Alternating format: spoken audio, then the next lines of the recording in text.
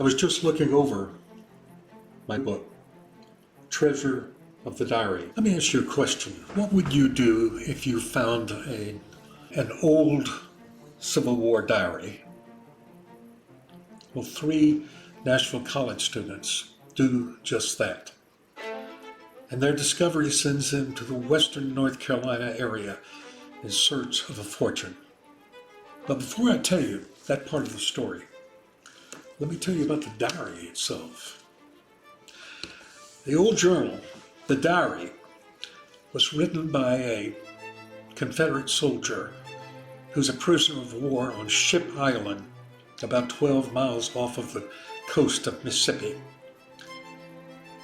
And he secretly writes in the diary about the plight that he and other prisoners endure, their mistreatment, terrible and very little food, bad water, diseases, and general miseries.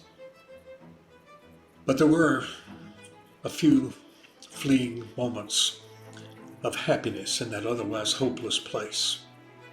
Nevertheless, over time, our prisoner is worn down, starving, and feels that he will never live to see freedom again.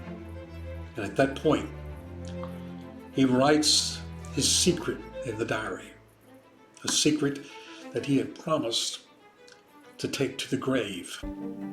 Fast forward 150 years, and our 3 college students not only find the diary, but they discover its secret.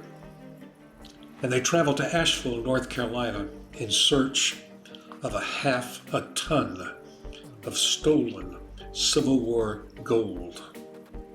They brought along not only their intellect, but some very sophisticated and high-tech equipment. But in spite of that, finding the gold proves harder than they had expected. One of the 3 students disappears.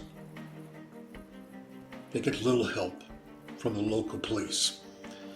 And finally, Mark Rollins arrives to help in the search for the missing youth.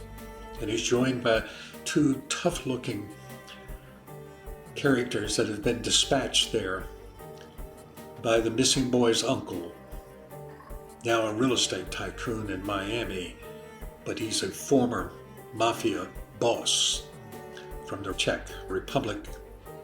Then things take a sinister turn when they discover that they are not the only ones after the gold. I'm Tom Collins, the author of Treasure of the Diary, and it's the 7th book in the Mark Rollins Adventure series. Unlike its previous 6 books, it's not a murder mystery. I call it a family-friendly mystery. It weaves together historical fiction and familiar places into an intriguing and interesting story that I'm sure you'll enjoy and find educational as well. And the book's available not only in print, but also digitally and in audio format. Thank you for letting me tell you a little bit about my book.